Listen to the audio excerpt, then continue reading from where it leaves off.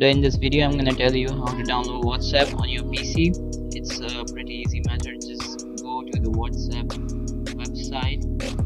Alright, go to the WhatsApp website. It's gonna take a while, and just go here and find out this Mac or Windows PC option, and then go on this option to download the WhatsApp.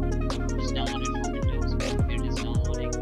I have downloaded it here in the WhatsApp side of folder. You're gonna see this application. You're gonna launch it now, and after launching it, see what happens.